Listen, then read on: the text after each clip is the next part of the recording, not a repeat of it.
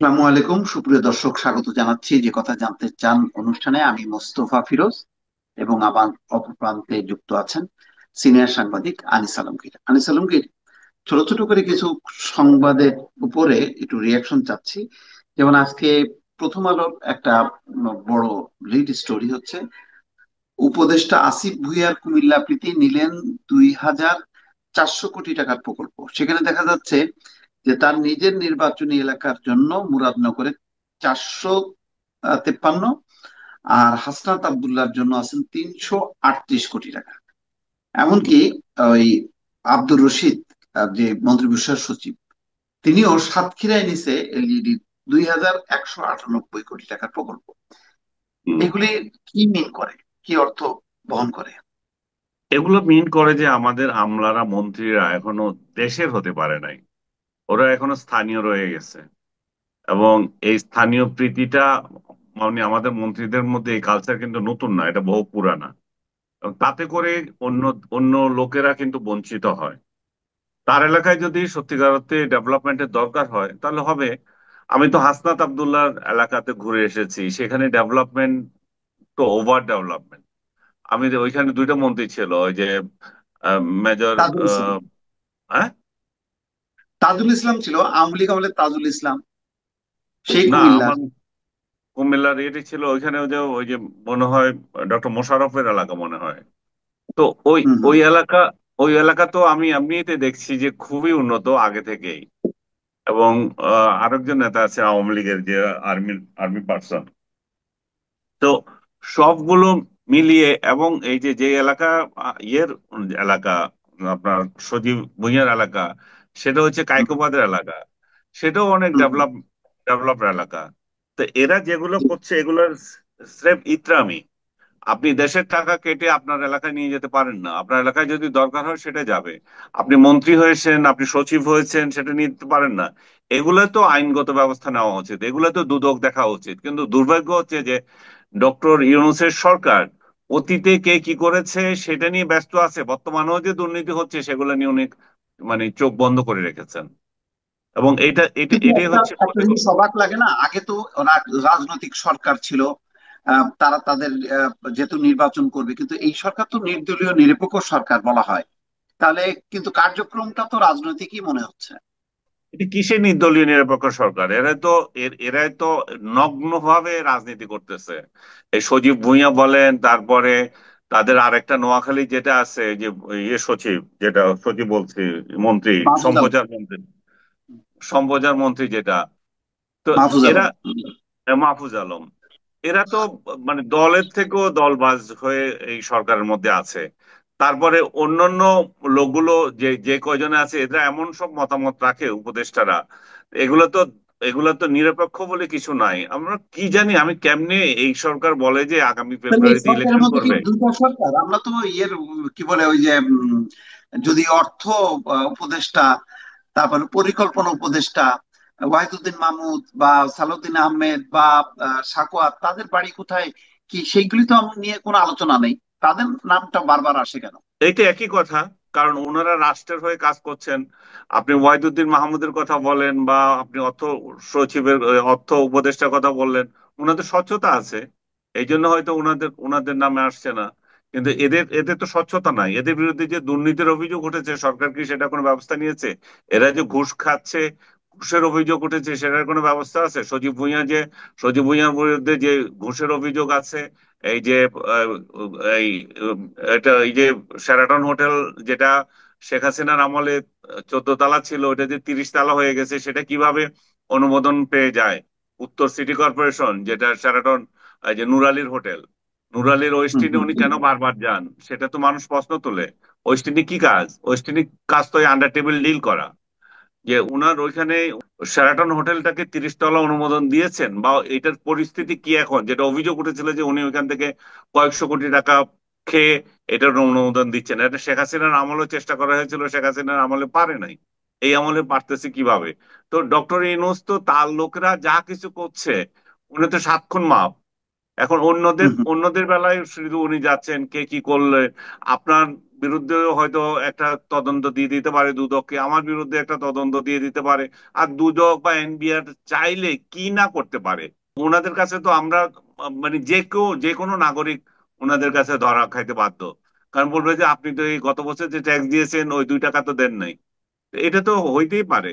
কিন্তু সরকারের স্বচ্ছতা তো ওইটা না। সরকারের স্বচ্ছতার মধ্যে নির্ভর করছে যে যেই লোকগুলোর বিরুদ্ধে অভিযোগ আসবে, যারা যারা রাষ্ট্র পরিচালনার দায়িত্ব নিয়েছেন, তাদের বিরুদ্ধে যখন অভিযোগ আসবে তখন এগুলাতে তদন্ত করে দেখা সবার আগে আমি আপনি বা কালাচোরা ধলাচোরা ওদের না, এদের এদের বিরুদ্ধে প্রথমে দেখা উচিত। কিন্তু আমরা এগুলো করি না বলে এই অবস্থা। শেখ হাসিনার সরকারও এগুলো করে নাই বলে এই পরিণতি। শেখ হাসিনা সরকার হয়তো করেছে, আই ওয়াশ করেছে কিছু। এই আই ওয়াশ করতে করতে তো এখন সরকারি ওয়াশ হয়ে গেছে। তো এখন ডক্টর ইউনূস তো ওয়াশ হবে না। উনি তো মনে করেন যে উনি আজীবন যেভাবে চালাচ্ছেন এইভাবে উনি নতুন একটা সরকারকে দিয়ে যাবেন, কিন্তু তার এইগুলো হিসাব হবে না। কড়ায় গন্ডা এগুলো হিসাব করবে। কিন্তু উনি হয়তো বুঝতেছেন না যে আমলারা এখন ওই সুযোগ দিচ্ছেন, সেই আমলারাই করবে। কিংবা এক সেট গেলে আরেক সেট আসে, এটা তো বাংলাদেশের নিয়ম, তাই না? হুম হুম হুম, রাইট। এর মধ্যে আবার আরেকটা দেখা যাচ্ছে যে আহ, শাপলা নিয়ে একটা ঘাপলা হচ্ছে। আহ, আজকে নির্বাচন কমিশনার, প্রধান নির্বাচন কমিশনার সিসি বলছেন যে নাগরিক ঐক্যকেও দেওয়া হয়নি, তাদেরকেও দেওয়া হবে না, এবং এটা কোনো ব্যাখ্যাও নেই। কিন্তু এনসিপির কোনো কোনো নেতা বলছেন যে এটা না দিলে নির্বাচন কিভাবে হয় দেখে নেব। এটা মানে এত সিরিয়াস অবস্থাটা কেন? আমি জানি না, এটা দুইটা ব্যাখ্যা হতে পারে। যে নাগরিকত্ব চেয়েছিল, আমরা যখন তাদেরকে দিই নাই, তোমাদেরকে কেন দেব, এটা একটা যুক্তি হতে পারে। আবার আহ শাপলা যারা চাচ্ছে এনসিপির পক্ষ থেকে, তারা বলল যে আহ, শাপ ও, শাপলা তারা রিপ্লেসমেন্ট চেয়েছে। তারা তো প্রথমে চায় নাই, তারা বোধহয় অন্য একটা পেয়েছিল তারপরে চেয়েছে। আমি জানি না এটা কতটা সত্য, আমাকে এনসিপির এক নেতা বলেছে। তো আমার মনে হয় তারা যেভাবে জোরাজুরি করছে এটা নিয়ে, কি মহত্ব আছে এটার মধ্যে আমি জানি না। আবার ইলেকশন কমিশনেই বা কেন শাপলা দিতে এত আপত্তি করছে। হোক না, ওরা ওরা নতুন ছেলেরা, ওরা একটা রাজনৈতিক দল করেছে, সরকারের আশীর্বাদ আছে, তাদের স্নেহধন্য একটা পার্টি ডক্টর ইউনূস করেছে, ডক্টর ইউনূসের খাতিরে তো দিয়ে দিতে পারে। যে ছেলেরা শাপলা চাচ্ছে, লাল শাপলা সাদা শাপলা যে কোনো একটা দিয়ে দেখি ওদেরকে। কিন্তু সরকারের তরফ থেকে যদি বলা হয় যে এটা আমাদের বিভিন্ন ইয়ে আহ, ইয়ে শক্তি যেগুলো আছে, আইন শৃঙ্খলা জাতীয় রক্ষাকারী বাহিনী যারা আছে, তাদের হ্যাঁ লোগোর হ্যাঁ। মধ্যে এটা আছে। তো সেটার হুম, জন্য হুম। যদি এটা দিতে পারছে না, সেটাও তাহলে ক্লিয়ার করে বলুক। সেটা বলে না কেন, এটা অর্ধেক অর্ধেক কথা এটা বলে নিতেই কেন? হবে কেন? মানে সাপ্লাই নিতে হবে হ্যাঁ, কেন? হ্যাঁ। সাপলাটাই হইতে হবে কেন? না, দুইটাই কথা বলতেছি আমি। শাপলাটাই বা ওদের এত প্রয়োজন কেন? আর সিইসি যদি ওদেরকে আপত্তি করে, তাহলে এত রাগঢাক করে বলতেছে কেন? নাগরিকত্বের দোহাই দিচ্ছে কেন? নাগরিকত্বকে কেন দেন নাই সেটাও বলেন। বলেন এটা আমাদের রাষ্ট্রীয় বিভিন্ন বাহিনীর প্রতীক। সো তোমাদেরকে যদি এটা দেওয়া হয় তাহলে তোমাদেরকেও মনে হবে বাহিনীর সদস্য, গেস্টাপো বাহিনী বা অন্য কিছু একটা বাহিনীর সদস্য। বা এরকম মানে এমনিতে জানেন যে সমস্ত আইন শৃঙ্খলা রক্ষাকারী বাহিনী, ওদের যেরকম আইন শৃঙ্খলা রক্ষার স্বার্থে যেমন তারা এমন কিছু পদক্ষেপ নেয়, তাহলে তোমাদেরকেও মনে হবে যে সেরকম কোনো বাহিনীর গুপ্ত লোকজন, তাই না? হম, এটা আমি ব্যাখ্যা জানি না, হওয়া উচিত। বাট আমি মনে করি যে যদি এটা আইনে কুলায় ওদেরকে দেওয়া উচিত। ওরা ডক্টর ইনু চাচ্ছে, ওরা অবুঝ হয়ে গেছে। আমরা ছেলেপেলেদের আওয়াজ, ছেলেপেলেদের দাবি মেনে নিই না, এগুলো তো আমাদেরই ছেলেপেলের বয়সী, এদের দাবি হয়তো মেনে নেওয়া উচিত। আচ্ছা, এইদিকে তো ওই ছেলেপেলেদের একটা অংশ গেল আহ, ইয়া, মানে নিউ ইয়র্কে। সেখানে আমার দুইটা প্রশ্ন, গেল বা কেন? আর এই পরিস্থিতির হইলো কেন? আর আজকে দেখলাম যে আক্তার হোসেন আবার মামলাও করছে। আসলে ঘটনাটা কি?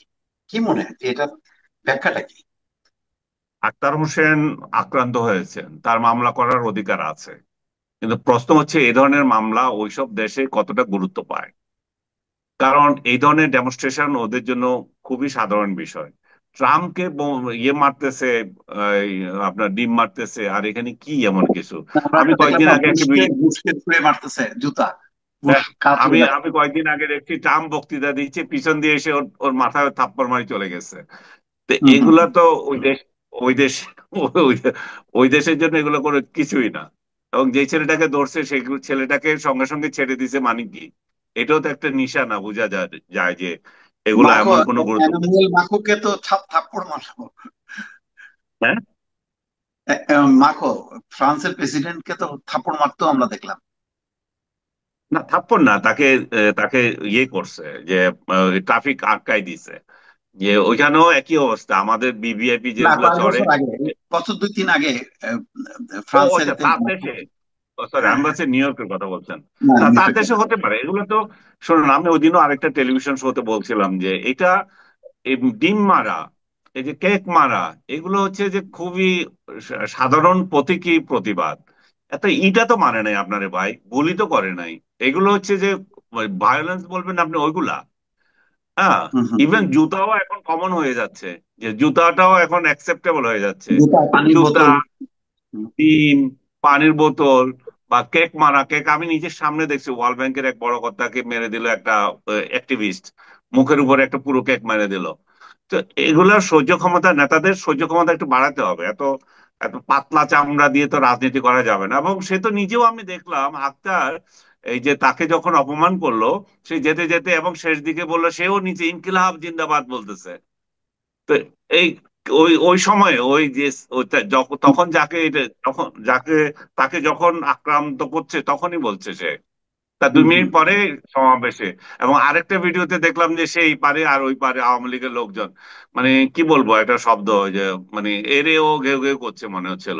তো হুম, এগুলা যদি চলতে থাকে, এগুলাকে এত গুরুত্ব দেওয়ার কিছু না। আমি মনে হচ্ছে যে যাক, এখন সে যেহেতু মামলা করছে, কি হয় না হয় এটা তো জানি না, বাট নিউ ইয়র্কে যাওয়ার যে বিষয়টা সেটা আলাদা বিষয়। সেটা হচ্ছে যে মনে করেন একটা প্লেজার ট্রিপ। আমি বারবার বলতেছি, আপনারা, আমি জানি না আপনি নিউ ইয়র্ক ইয়েতে জাতিসংঘ অনুষ্ঠান কভার করছেন কিনা। করছেন দিবু ভাই আপনি? না আমি করিনি, না করিনি। আপনি করেন নাই, তাহলে আপনার একটা অভিজ্ঞতা হয়তো। কমপ্লিট ফাউল একটা প্রোগ্রাম। যে দেশের, যে দেশের রাষ্ট্রপ্রধান, আমার সরকার আমার প্রধানরা কোনো যাবে। আগ্রহ জন্ম নেয়নি, আমি মোটামুটি জানি না গেলেও, যার জন্য আমার ওইটাতে কোনো আগ্রহ নাই, কারণ ওটা না, আমার মনে আমার হয় না যে আমার আগ্রহ, একটা pleasure প্রতি বছর অনেকে যায় না নাই, না, তার জন্য আমার আমি আগ্রহ করি না না। থাকলেও আমি আপনাকে বলি, আপনার মনে আছে আপনি যখন ডিআরইউর জেনারেল হুম, সেক্রেটারি, তখন আপনারা একটা লটারি দিয়েছিলেন। লটারিতে ঢাকা নিউ ইয়র্ক ঢাকা টিকিটটা আমি পেয়েছিলাম। হ্যাঁ তো হ্যাঁ হ্যাঁ। ওই ওই টিকিটটা আমি অ্যাভেল করেছি, এবং আমি হুম, হুম, আমার পত্রিকার পক্ষ থেকে ওইটা কাভার করতে গিয়েছিলাম আমাদের নিজস্ব পয়সায়। আমি কোনোদিন হ্যাঁ, এটা বলে রাখি, কিছুক্ষণ আগেও একজন আমাকে কমেন্ট করছে এক জায়গায় যে আমি হুম, শেখ হুম, হাসিনার সাথে ভ্রমণ করেছি। না, শেখ হাসিনা, খালেদা জিয়া, কোন রাষ্ট্রপ্রধান, সরকার প্রধান কারোর সঙ্গে আমি সফরে আগ্রহী না এবং করিও নাই। এবং কেউ বলতেও পারবে না যে আমাদেরকে রিকোয়েস্ট করেছে আনিস আলমগীরকে একটু নিয়ে যাও। না, আমি এটা করব না। আমি যে প্রতিষ্ঠানের সঙ্গে কাজ করি সেই প্রতিষ্ঠান আমাকে পাঠাবে, আমি কেন অন্যের ধর্ণা হয়ে যাব। যাই হোক, হুম, তো আমি সেই সুযোগে নিয়ে আমি যখন গিয়েছি, আমি দেখেছি যে বক্তৃতাটা দেওয়া ছাড়া, এই বক্তৃতা যে, যে বক্তৃতা দেওয়া ছাড়া একটা নির্দিষ্ট স্লট থাকে, যে তোমার বক্তৃতা এখন ওই যে টকশোতে বসার মতো, তুমি অতটা থেকে অতটা, তোমার অতটা থেকে অতটা, হয়তো বাংলাদেশের হুম, টাইম অতটা, ওইখানে গিয়ে বাংলাদেশের লোকজন রেকর্ড করছে, বা ওই বাংলাদেশের লোকজন নিউজ ফিড পাঠাবে। সেই ওইখানে ক্যামেরাও তো ঢোকার সুযোগ নাই, ওই যে ওদেরই হ্যাঁ জাতিসংঘেরই হ্যাঁ। নিয়ন্ত্রিত জায়গা থেকে ফুটেজ পাঠাবে। এই, আর আমাদের লাল্লু পাঞ্জু দুই চারজন যদি টিকিট পায়, তার গ্যালারিতে বসে ওটা দেখবে। ওটা কিন্তু সব দেশের জন্য এত গ্যালারি, এটা কিন্তু সীমিত, হুম, সবগুলারে দিতে পারবে না। এই যে আমি গ্যালারিতে বসে দেখতে হয়েছিল আমাকে ওইটা। হুম, তারপরে হুম, নিচে যারা সুযোগ পায় সরকারি দলের কয়েকজন, সেখানেও সিট সংখ্যা সীমিত। তো এখন ডক্টর ইউনূস যদি বদান্যতা দেখায়, ডক্টর ইউনূস যদি তার সফর সঙ্গী তিন ছয় জন যারা নিয়ে গেছে, তাদেরকে যদি বসার সুযোগ দেয়, তারা তাহলে সেখানে বসে দেখতে পারবে। এছাড়া তাদের হুম, অন্য কোনো কার্যক্রম নাই। এবং বাইরে সাইড মিটিং যেগুলো আছে, সাইড মিটিং দু একটাতে অংশ নিতে পারে, সেগুলো গুরুত্বপূর্ণ কিছু না। আমার কাছে একটা গুরুত্বপূর্ণ মনে হয় যেন বাংলাদেশের রোহিঙ্গাদের নিয়ে একটা ইয়ে আছে, ওটাতে যদি কিছু কন্ট্রিবিউশন রাখে বা তারা দেখে। এছাড়া এখানে যাওয়াটা কমপ্লিট বোকামি ছাড়া আর কিছু না। এবং ডক্টর ইউনূস শেখ হাসিনার পদাঙ্ক অনুসরণ করে শতাধিক লোককে নিয়ে গেছে, সাতজন উপদেষ্টাকে নিয়ে গেছে, লাল্লু পাঞ্জু সবগুলো নিয়ে গেছে। শতাধিক নাকি? শুধু শতাধিক বাংলা, গেছে? শতাধিক?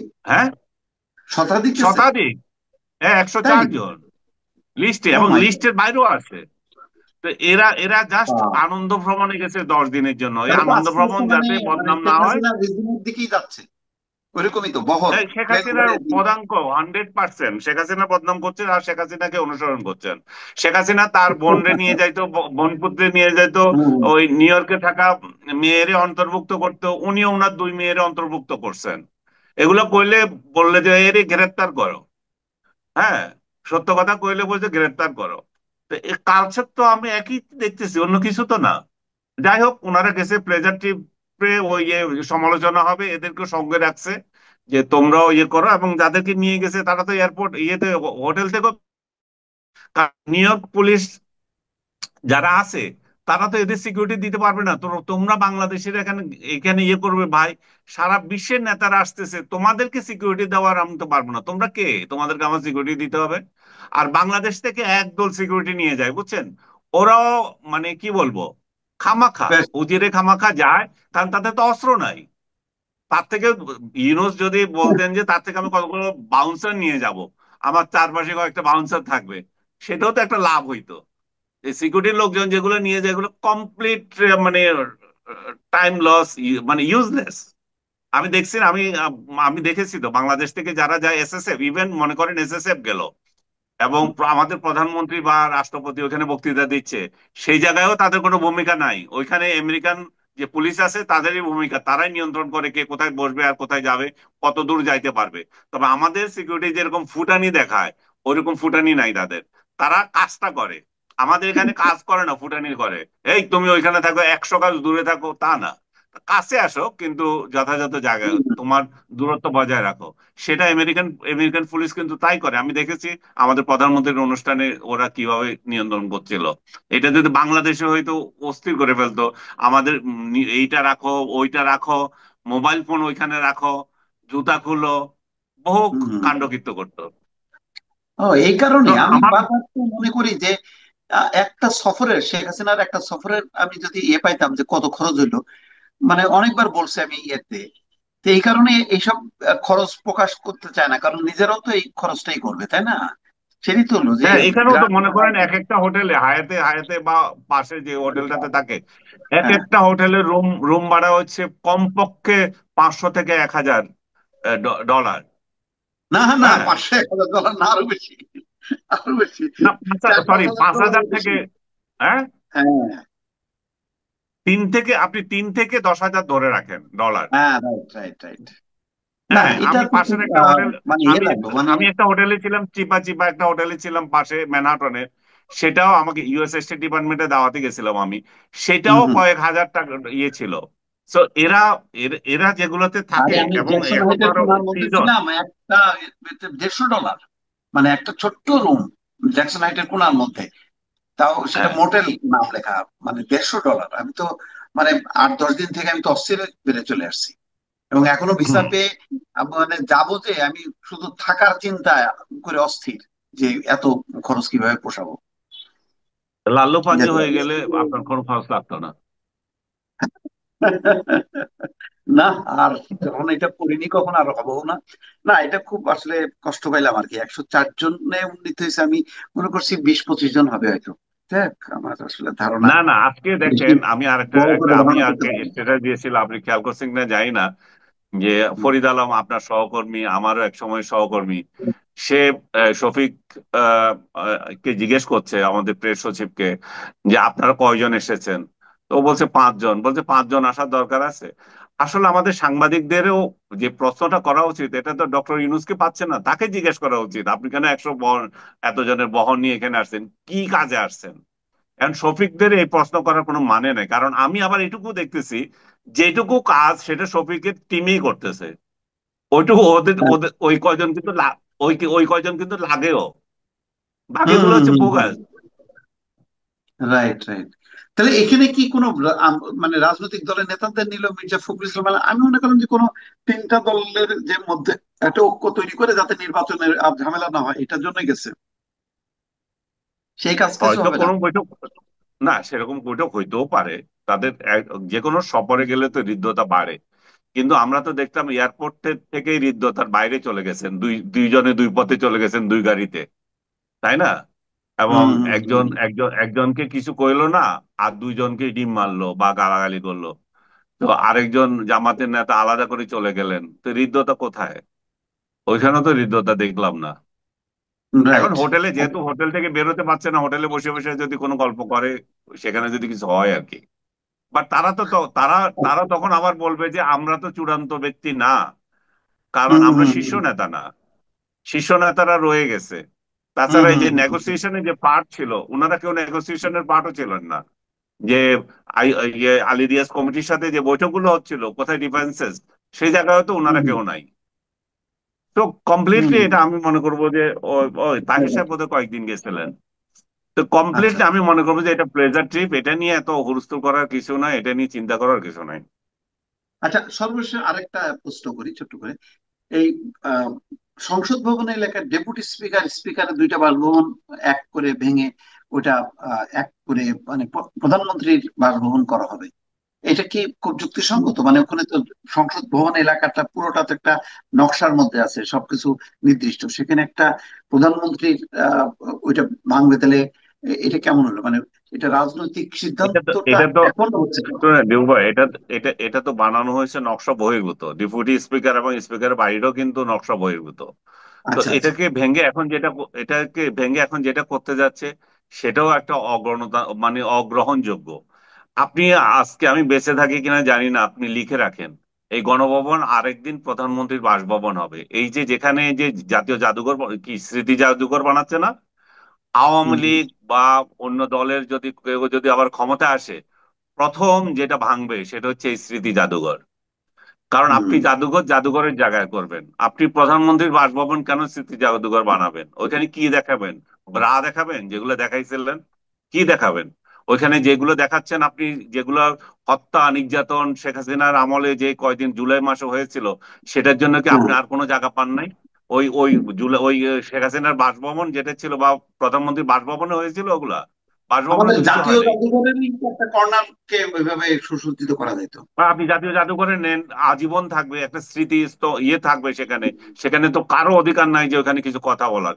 এখানে আপনি এটাকে কে পাহারা দেবে?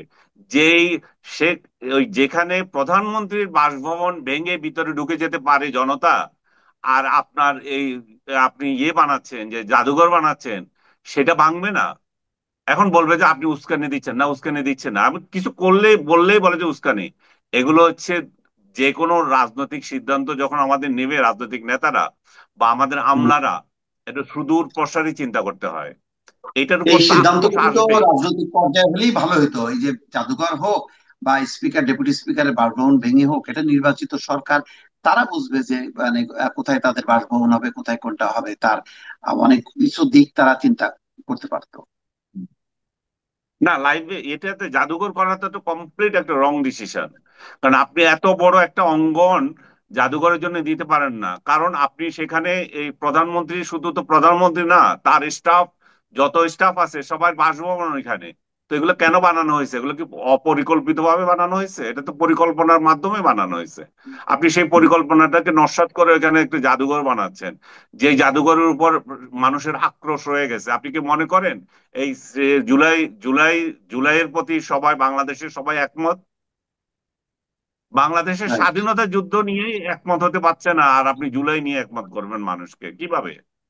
বাংলাদেশের মহান স্বাধীনতা যুদ্ধ, এই দেশ যেটা দিয়ে আপনি স্বাধীন হইলেন, এ দেশ, সেটা নিয়ে ঠিক নাই, আপনি জুলাই নিয়ে ঠিক করবেন, সবাইকে ঐক্যবদ্ধ করবেন। জোর করে তো এগুলো খাওয়ানো যাবে না। আমি জুলাই সমর্থন করেছি, আমি শ্রদ্ধা করব, কিন্তু আরেকজন তো করছে না। তা আপনি তো জোর করে এটা করতে পারবেন না। হম হম। সঠিক। তাহলে মানে পুরো সিদ্ধান্তটাই আমার মনে হয় রাজনৈতিক সিদ্ধান্তের জন্য ছেড়ে দিলে ভালো হতো। এই যে বাসভবন, প্রধানমন্ত্রীর, আগামী সরকারের প্রধানমন্ত্রীর, তার মন্ত্রীদের গাড়ি, বাড়ি, এগুলি সবগুলি তো রাজনৈতিক সরকারই এসেই ঠিক করতে পারতো, তাই না? আর যে কদিন রাজনৈতিক সরকার এই প্রধানমন্ত্রীর বাড়ি পাবে না, ইউনূস সাহেব যেখানে আছেন সেখানে থাকবে, অসুবিধা কি? সেখানে সেটা তো হম। মন্ত্রী রাইট। পাড়া। রাইট। ঠিক আছে আনিস আলমগীর, আমরা কয়েকটা বিষয় জানলাম, দর্শক শুনলাম মতামত। আপাতত আমরা আজকে এখানে বিদায় নিচ্ছি। আশা করি এই সমসাময়িক বিষয় নিয়ে আবারও আমরা আপনাদের মুখোমুখি হব। ভালো থাকবেন। আল্লাহ হাফেজ।